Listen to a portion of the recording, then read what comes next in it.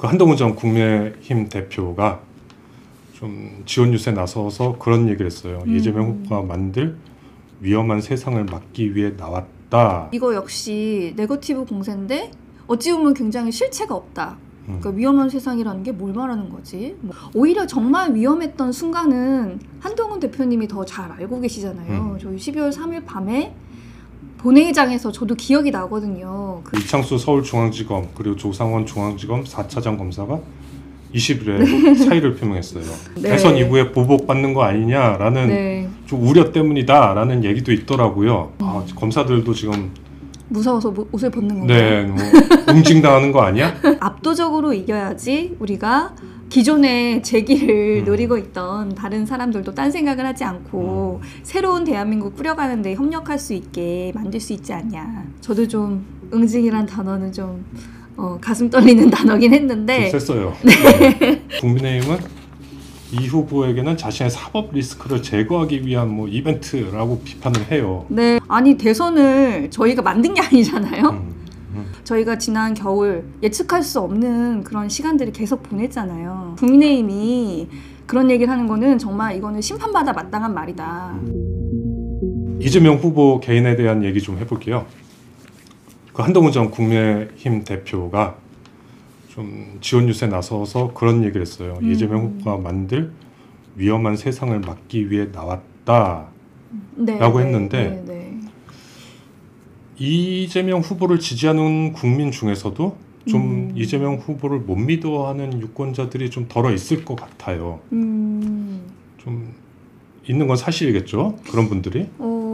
저는 근데 위험한 세상 이 워딩을 보고 사실 조금 궁금해가지고 전체 제가 그 또 연설을 들은 게 아니니까 근데 연설을 또 찾아보기는 어려워가지고 시간이 없어서 기사를 봤는데 뭐 자세한 내용이 없더라고요. 근데 그 위험한 세상이라는 게 이래서 위험하다라고 얘기까지는 안 해가지고 그러니까 뭘 말하는 걸까? 그래서 다분히 이거는 조금 이거 역시 네거티브 공세인데 어찌 보면 굉장히 실체가 없다. 그러니까 위험한 세상이라는 게 뭘 말하는 거지? 뭐 그 정책들이 너무 뭐 좌파지향적인 정책들이 또 기존의 우리 뭐 민생이나 경제 성장을 위협할 수 있으니까 위험하다는 것인가?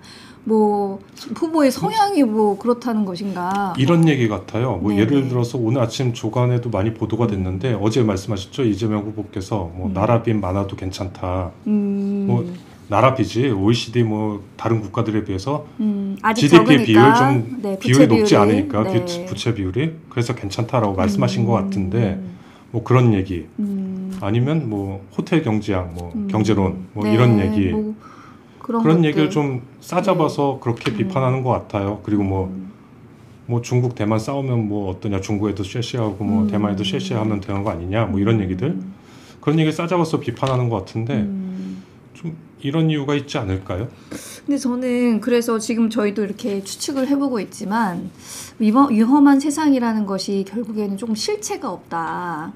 그런 측면에서 그러니까 다분히 선동적으로 지금 발언을 하고 계신 것 같은데 오히려 정말 위험했던 순간은 한동훈 대표님이 더 잘 알고 계시잖아요. 저희 12월 3일 밤에 본회의장에서 저도 기억이 나거든요. 그 원래는 들어오실 수 없는 곳인데 저희 의원님들하고 같이 들어오셨고 그 당시에도 굉장히 이제 격앙된 그런 모습이셨고 지금 뭐 군대를 동원하고 경찰을 동원해서 국회를 공세하고 본인의 뜻과 맞지 않다고 해서 계엄을 비상계엄이라는 정말 21세기 대한민국에서 상상할 수 없었던 모두가 상상할 수 없었던 그런 일들을 하는 것이 정말 위험한 거라고 생각을 하고요.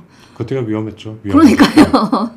그게 정말 위험한 것이고 뭔가 정책의 지향점이 다르다거나 뭐 이런 부분들은 저희가 합리적으로 토론을 통해서 절충점을 찾아가면 되는 문제이기 때문에 그걸 가지고 또 뭐 생각이 다르다고 해서 위험하다고 비판하는 것이야말로 굉장히 위험한 생각이 아닐까 이런 생각이 들고 그런 측면에서 또 저는 뭐 거리에서 유세할 때 조금 이렇게 선동적인 언어를 쓰시는 거는 좀 이해가 가기도 하는데 그 선동이 저는 이재명 후보를 지지한다고 생각하는 분들에게는 그렇게 통하지는 않을 것 같다. 네, 저는 그렇게 생각을 합니다.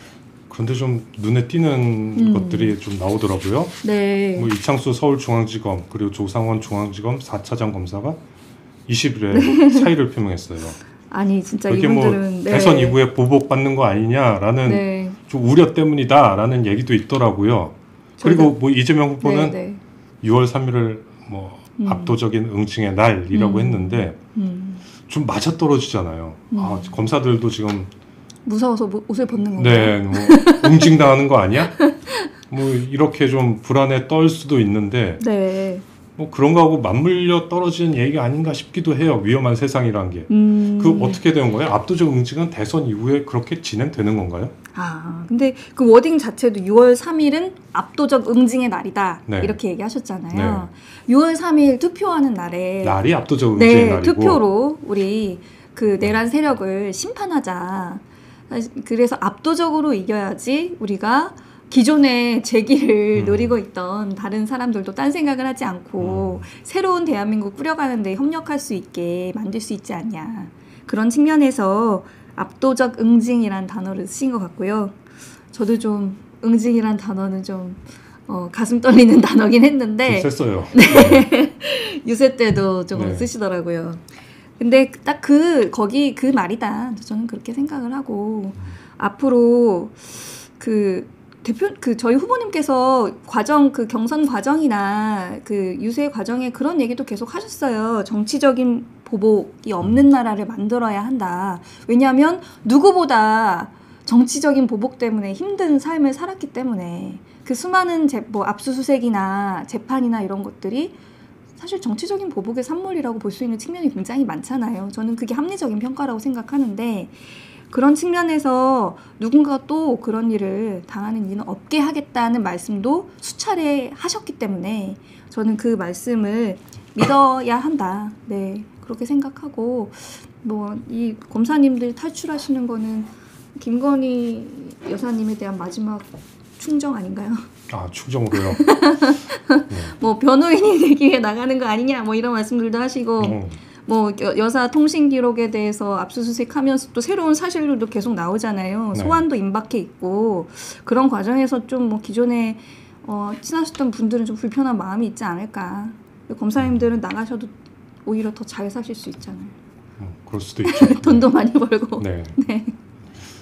그 어떤 분도 그런 얘기 하시더라고요. 그 보복을 할 수 있겠느냐 과연. 내년에 지방선거고. 네. 몇 년 있으면 또 총선인데. 그렇죠. 보복을 하다가 지지율 떨어지고 그럼요. 뭐 네. 의석 날라가고 하면은 네. 말짱 도루묵인데. 그러니까요. 그리고 누구보다 실용주의 노선을 지금 후보께서 표방하고 계시기 때문에 그래서 또 많은 보수 인사들이 합류하고 있는 것이기도 하고 그렇기 때문에 저는 앞으로 이런 압도적인 응징이란 말을 많이 들을 수는 없지 않을까. 네, 그렇게 대선 생각합니다. 때까지만 듣게 네, 되겠군요. 네. 투표장에 많이 나와서 네. 심판해 주십사 하는 취지로 이해해 주시면 좋을 것 같습니다. 알겠습니다. 그런데 이것도 하나 여쭤보고 싶네요. 네. 민주당에서는 이번 대선이 김문수 국민의힘 대선 후보에게는 당권을 향한 징검다리라고 비판하고 반대로 국민의힘은 이 후보에게는 자신의 사법 리스크를 제거하기 위한 뭐 이벤트라고 비판을 해요. 네. 대선 이후에 어떻게 되는 거예요? 예를 들어서 지금 민주당이 추진하고 있는 법안이 몇 개가 있지 않습니까? 예. 형사소송법 개정안도 그렇고 공직선거법 개정안도 그렇고 한 5개 정도 되는데 대선 끝나면 국회에서 처리되고 사실상 그렇죠. 소멸되고 뭐 이런 네, 수순을 네. 밟게 되는 것 같은데 좀 비판 여론 같은 거 의식 안 하시나 좀 궁금해요. 당연히 여론의 흐름은 저희가 이제 뭐 일단 첫 번째로 사법 리스크를 제거하기 위한 이벤트 이 말에 대해서는 저는 정말 말이 안 된다 이런 말씀 먼저 한번 드리고 시작하고 싶고요. 아니 대선을 저희가 만든 게 아니잖아요. 그러네요. 저희 뭐 광화문에서 정말 저는 이제 초선 의원이라서 의원이 된 지 이제 1년이 되어 가는데요. 그 중에서 지금 절반가량을 길에서 보낸 것 같아요. 그 4월 4일 탄핵 이후 어쨌든 그래 정말 대한민국이 예측 가능한 그런 궤도로 다시 올라가는구나 이런 생각이 들 정도로 저희가 지난 겨울 예측할 수 없는 그런 시간들을 계속 보냈잖아요. 그런데 저희가 뭐 사법 리스크를 제거하기 위해서 대선이라는 이벤트를 만들었다. 이건 정말로 말이 안 된다. 더군다나 국민의힘이 그런 얘기를 하는 거는 정말 이거는 심판받아 마땅한 말이다. 네, 그렇게 먼저 생각을